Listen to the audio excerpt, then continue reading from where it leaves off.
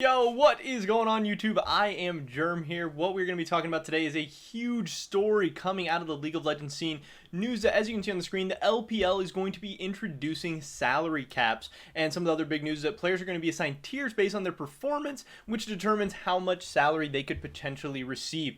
So this is huge news, and a lot of people are saying that this could lead to the downfall of the dominance of the LPL, and I tend to agree with that, but I also think there is some long-term benefits to be gained from the LPL and the entire League of Legends scene. So in this video today, we're going to be breaking down everything that's going on in this story. It's a very, very crazy story, and hopefully making some sense of it all. So first, I want to start out by talking about what even salary caps are for people unfamiliar with them, why they're introduced, and why they can be a good and bad thing.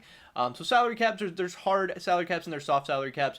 In a hard salary cap, every team in your league is given a certain amount of money to spend, and pretty much you aren't allowed to go over that amount of money to spend. The salary cap can be based on how much revenue the certain teams bring in, how much revenue the league brings in as a whole.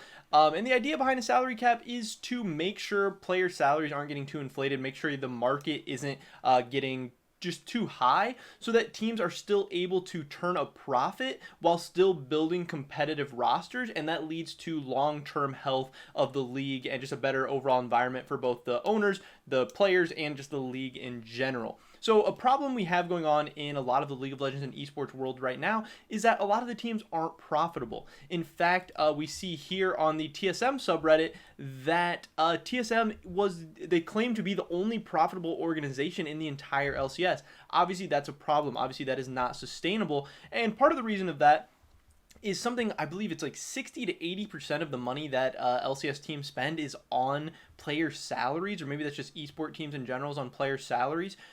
So having a salary cap on the player salaries will obviously bring down the amount of money that teams are spending as a whole, and that will give them a better chance to be profitable. Obviously, right now, esports as a whole, even the LCS, even League of Legends, it's like 10, 11 years old. It's still in its infancy when compared to things like the NBA, the NFL, huge major sports leagues around the world. So we're still early on, so they don't have to be turning a major profit yet. There is still some speculation and forward looking into the growth of all these leagues and esports and League of Legends and all that stuff.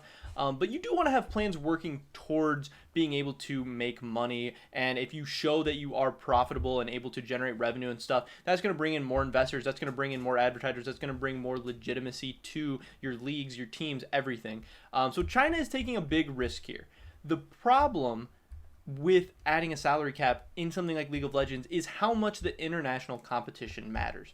So in the LPL, just as far as their regional league, as far as their just in China itself, I don't think there's a problem having a salary cap in the LPL. I think that makes a ton of sense. It allows your league to not just become which team has the most money and which team's able to throw crazy amounts of money with their investors at the best free agents, and they're able to build super teams and just remain dominant for years and years and years and years. That's not really happening in the LPL right now, as far as a single team being dominant forever, but the salaries are getting pretty crazy.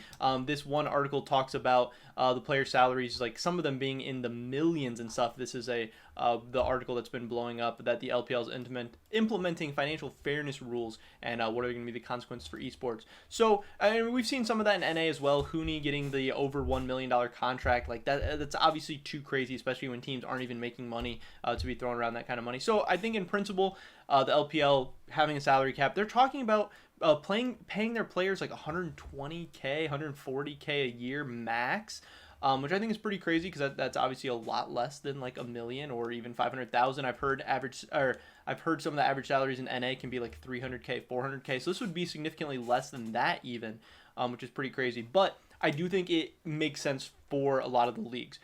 What the problem is going to be is that China could see a lot of their players leaving. If you're only able to be offered like 120, 140, 160, call it 200K for even the best players in China, there's going to be teams in Europe, there's going to be teams in Korea, there's going to be teams in North America offering way more than that, 200K, 300K, 400K, even upwards of 500K to some of these top Chinese players, and they're going to have to make a decision. Obviously, it's not an easy decision to fly halfway across the world, to leave your family, leave your friends, leave your country behind. But the money is going to be way, way better in these other leagues. Also, the other leagues are going to have to make a decision. Do they want to continue to overpay and pay above market rate for these players and watch their teams and their leagues continue to bleed money? or do they want to start implementing salary caps of their own? And I do think that the future is more going towards salary caps, especially for all these franchise leagues. But in the short term, this could lead to a lot of talent leaving China and going to collect paychecks elsewhere, even the top talents, because the top talents are the people who are going to want to get paid the crazy contracts the most. So if a lot of the top Chinese talent leaves, we could maybe see an end of this era of kind of Chinese dominance that we're seeing. Obviously, China has won the last 2 world championships. They're now a favorite heading into the 3rd, and they've just been seeing a lot of success. Their teams have been very, very good. They're a massive player base who seems to just continually be churning out young talent. And that could be a saving grace for China as well, since they are able to develop and churn out so many good young League of Legends players that even if some of their top talents leave, it seems like they have so many good young talents that would probably be willing to play, especially the more unproven ones, willing to play for cheaper contracts, that maybe they would still even be okay and maybe still able to compete internationally while having these salary caps implemented. And that would just be the absolute best case scenario for the LPL and all of their teams. If they can continue to turn a profit and also compete internationally, that would be great.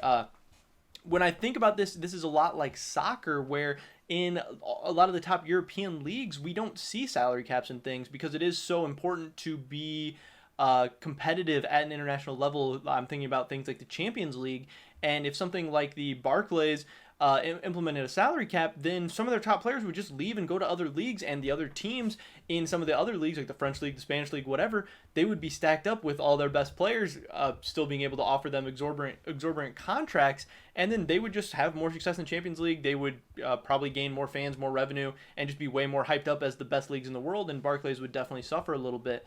Unless they could find a way to continue to remain relevant. So there is a lot going on here. I think it is really, really crazy. People have been talking about salary caps in esports for the longest time, just because so many teams and so many different esports are just bleeding cash, bleeding money, and they continue to just hand out these insane contracts because they need to get the best talent if they want to be able to win over fans, if they want to be able to win tournaments, if they want to be able to build a brand. But at this time, building a brand and getting these players is proving to be way too expensive for a lot of these teams, and they're not seeing their investments returned in advertising, in tournament winnings, in sponsors, in league revenue, and anything. So the answer that would make the most sense would be a salary cap. But again, in League of Legends, where the international competition is so big, doing well at Worlds is so big to so many teams, so much bigger than even their domestic leagues, this could lead to a big problem. But again, we don't know what's going to happen. Again, my guess would be that if China does go this way and their salaries do remain this low, that we would see some top Chinese talent leave, and then maybe that would pave the way for another region to kind of take over as the top dogs. But I do think China will be okay. It seems like they have a ton of talent. They have a ton of passion for League of Legends. They'll definitely figure something out. But I wonder if this is going to start a precedent where some of the other leagues begin introducing salary caps as well, because I do think that would make the most sense for just the long-term health and longevity of esports. And if we want there to be, big major esports, especially LCS and League of Legends esports, 10, 20, 30 years from now, I think one of the most sustainable routes they can go is introducing the salary cap.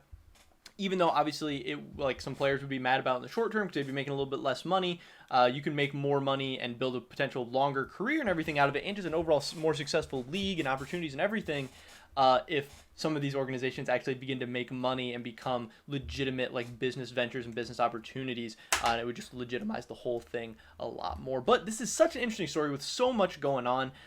There's so many things regarding it.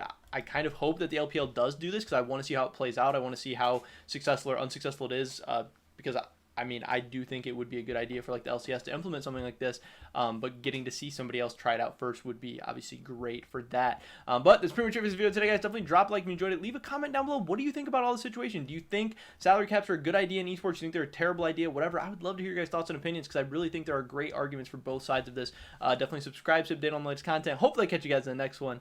But until then, peace.